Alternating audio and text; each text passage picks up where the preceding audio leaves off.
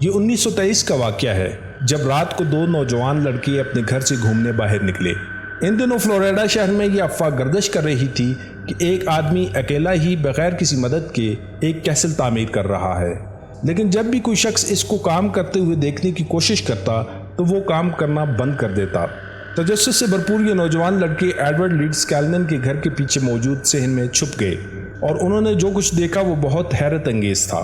اس آدمی کے کام کرنے کے طریقہ کار کو انہوں نے جادو سے تشبیہ دی۔ ان لڑکوں کے مطابق انہوں نے پتھروں کو ہیلیم کے غباروں کی طرح ہوا میں اڑتے ہوئے دیکھا۔ یہ شخص 30 ٹن تک وزنی پتھر ایک جگہ سے دوسری جگہ بغیر کسی مدد کے خود منتقل کر رہا تھا، حالانکہ وہ کسی کو اس بات کی اجازت نہیں دیتا تھا کہ کوئی اسے کام کرتے ہوئے دیکھے، لیکن شہر میں اپنے ارد گرد رہنے والوں کو بہت فخر سے اس بارے میں بتاتا بھی تھا۔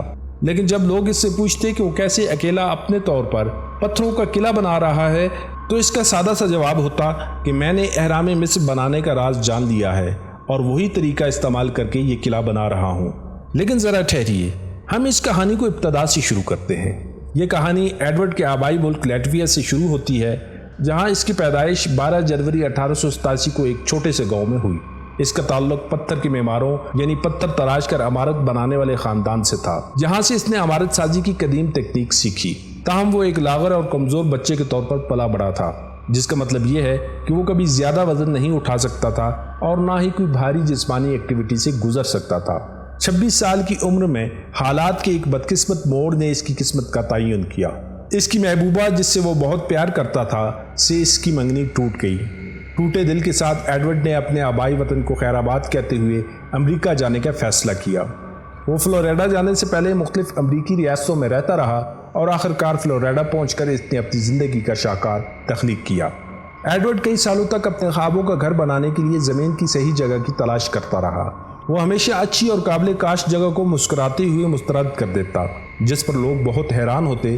آخرکار اس نے اپنی مطلوبہ زمین حاصل کر لی۔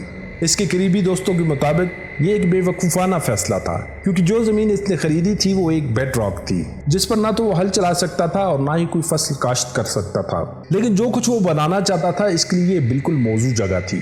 ایڈورڈ کے قریبی دوست اکثر اس کو خپتی کہتے تھے۔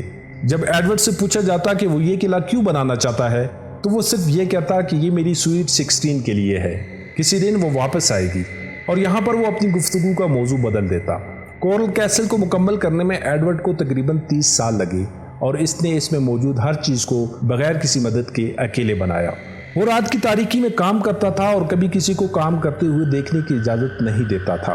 کورل کیسل بہت سے نہ سمجھ میں آنے والے سوالات کو جنم دیتا ہے۔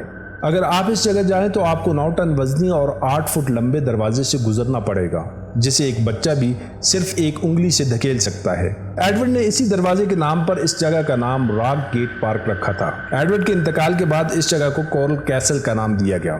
ایک بار پارک کے اندر جانے کے بعد وزٹرز ایڈورڈ کے اس شاہکار کے ناقابل یقین عجائبات تک رسائی حاصل کرتے ہیں۔ پارک کے اندر ٹاورز اور پر اسرار علامتوں کے ساتھ فرنیچر، جس میں 5 ٹن وزنی دل کی شکل کا ایک میز، ایک 28 ٹن وزنی پتھر کا ستون اور جھولے، تمام مکمل طور پر پتھر کے بڑے بڑے بلاکس کو کاٹ کر بنائے گئے تھے۔ پتھروں کو ایک دوسرے کے اوپر ایک دوسرے کے وزن کا استعمال کرتے ہوئے اکٹھا رکھا گیا ہے اور پورے پارک میں تقریباً 1100 ٹن پتھر جمع ہیں۔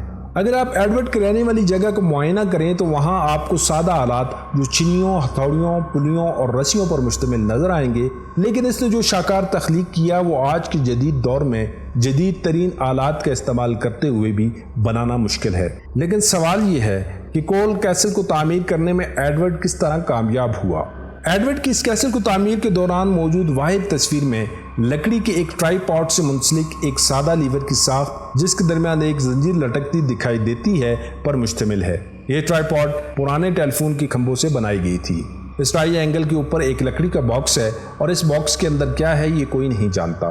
بدقسمتی سے ایڈورڈ تمام راز اپنے ساتھ لے گیا اور اس نے کسی سے ان کو شیئر نہیں کیا۔ لیکن ہمارے لیے جستجو کے لیے ابھی بھی بہت کچھ ہے۔ بہت سے نظریات اور قیاس آرائیاں اس راز سے پردہ اٹھانے کے لیے موجود ہیں کہ اس باکس میں کیا تھا۔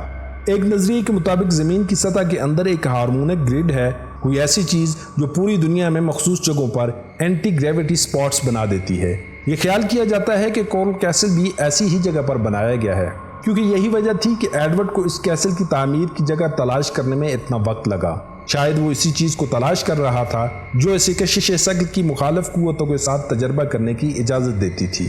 لیکن ایڈورڈ سے جب بھی بات کی جاتی تھی تو وہ کہتا تھا کہ وہ وزن اٹھانے کے قوانین جان چکا ہے اور اس نے اہرام مصر کے راز کو پا لیا ہے۔ خود ایڈورڈ کے مطابق اس کا تعلق میگنیٹزم سے ہے۔ اس نے میگنیٹک کرنٹ کے نام سے ایک پمفلٹ بھی شائع کیا جس میں اس نے وضاحت کی کہ ہر چیز کے اندر مقناطیسی ذرات ہوتے ہیں۔ ایک شخص کو صرف یہ سمجھنے کی ضرورت ہوتی ہے کہ وہ ذرات اشیاء میں کہاں واقع ہیں۔ اس طرح بھاری چیزوں کو اسی طرح حرکت دی جا سکتی ہے جیسا کہ پانی کے اندر کسی چیز کو آسانی سے حرکت دی جا سکتی ہو۔ محققین کے مطابق اگر ہم یہ فرض کر لیں کہ ایڈورڈ اور اہرام مصر کی تعمیر میں ایک ہی ٹیکنیک استعمال کی گئی ہے تو گیزا کے اہرام بنانے میں 20,000 سے 1,00,000 کارکنوں کے بجائے صرف 4,700 کارکنوں کی ضرورت پڑی ہوگی۔ لیکن یہ کہانی 1920 کی دہائی کے آخر میں اور زیادہ پراسرار ہو گئی۔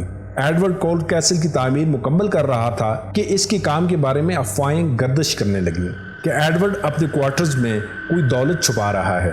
ایک رات کچھ لوگوں کا ایک گروپ ایڈورڈ کو لوٹنے کے لیے اس کی کیسل میں گھس گیا، لیکن انہیں وہاں کوئی دولت نہ ملی اور خوش قسمتی سے ایڈورڈ کو بھی کوئی نقصان نہیں پہنچا۔ چنانچہ اس واقعے کے بعد ایڈورڈ نے اس جگہ سے دور جانے کا فیصلہ کیا اور اپنے ساتھ ساتھ پورے کولڈ کیسل کو اس جگہ سے جہاں وہ یہ پارک بنا رہا تھا 10 کلومیٹر دور دوسری جگہ منتقل کرنے کا فیصلہ کر لیا۔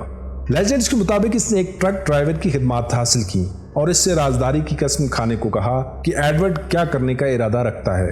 اس نے ڈرائیور سے کہا کہ جب وہ ٹرک لوڈ کر رہا ہو تو وہ اس کی طرف نہیں دیکھے گا۔ ایڈورڈ بغیر کسی مدد کے تمام چٹانوں کو ٹرک پر لوڈ کر کے ہومسٹیڈ فلوریڈا چلا گیا جہاں یہ پارک آج تک موجود ہے۔ 1986 میں فلوریڈا یونیورسٹی کے انجینئروں کے ایک گروپ کو اس پارک کے 9 ٹن وزنی داخلی دروازے کو ٹھیک کرنے کی کوشش کے لیے بلایا گیا۔ وہ جدید دور کے بہت سے آلات کے ساتھ وہاں پہنچے۔ 20 ٹن وزن اٹھانے والی کرین کی مدد سے انہوں نے دروازہ نیچے اتارا۔ انہوں نے دیکھا کہ ایڈورڈ نے گھومتے ہوئے دروازے کے نیچے ایک عجیب گول پتھر استعمال کیا ہے۔ انجینئرز یہ سمجھنے سے قاصر تھے کہ یہ فرسبی کے سائز کی چٹان ٹوٹے بغیر کس طرح 9 ٹن وزن برداشت کر سکتی ہے۔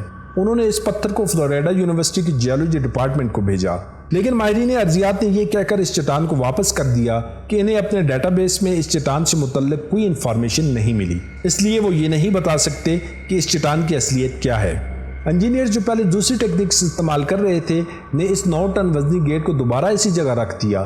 یہ راک گیٹ ایڈورڈ کے اصل میں استعمال کیے گئے بیس کے بغیر کام نہیں کرتا تھا، لہٰذا ایک گھومنے والے دروازے کے طور پر کام کرنے کے لیے گیٹ راک کو کاٹنا پڑا، جو اس بات کا ثبوت تھا کہ ماڈرن ٹیکنالوجی ایڈورڈ کے کیے گئے کام کی نقل تیار نہیں کر سکی۔ 2011 میں ایک اور شخص نے اہرام بنانے والوں اور ایڈورڈ کے کوڈ کو کریک کرنے کا دعویٰ کیا۔ لیپر کاؤنٹی میشیگن سے تعلق رکھنے والے ایک retired construction worker valley Wellington Edward کی ٹیکنیک سے ملتی جلتی ٹیکنیک استعمال کرتے ہوئے ایک سٹون ہینج تعمیر کرنے میں کامیاب ہو گیا۔ اس کے بارے میں کہا جاتا ہے کہ اس نے کئی ہزار پاؤنڈ وزنی کنکریٹ بلاکس اٹھانے کے لیے گھومنے والی سادہ مشینوں جیسے کہ لیور اور کاؤنٹر ویٹ کا استعمال کیا۔ ایڈورڈ کے برعکس ولنگٹن نے اپنی تکنیک کو عوام کے ساتھ شیئر کیا۔ متعدد ویڈیوز میں اس نے انتہائی سادہ میٹیریل سے اس کمال انجینئرنگ کا مظاہرہ کیا۔ یہ یقیناً متاثر کن ہے کہ اس نے اپنے پورے بیرن کو صرف سادہ ٹولز کی مدد سے ایک اور جگہ منتقل کیا۔ تاہم ابھی تک یہ ثابت نہیں ہو سکا کہ یہ وہی ٹیکنیکس تھیں جو کورل کیسل کی تعمیر میں استعمال ہوئی تھیں اور ایڈورڈ نے یہ ٹیکنیکس کس سے سیکھی اور انہیں کیوں خفیہ رکھا، اور کورل کیسل کے اثرات سے آج تک پردہ نہیں اٹھایا جا سکا۔ لیکن محققین ابھی بھی اس معمے کو سلجھانے کی کوشش کر رہے ہیں۔ کیا ایڈورڈ واقعی اہرام مصر کی تعمیر کے راز کو جانتا تھا یا پھر وہ کوئی ایسی ٹیکنیک استعمال کر رہا تھا جو آج کے سائنسدانوں اور محققین کے حیطہ علم سے باہر ہے؟ آپ کے اس بارے میں کیا خیال ہے؟ نیچے دیے گئے کمنٹس میں اپنی آراء سے ضرور آگاہ کیجیے۔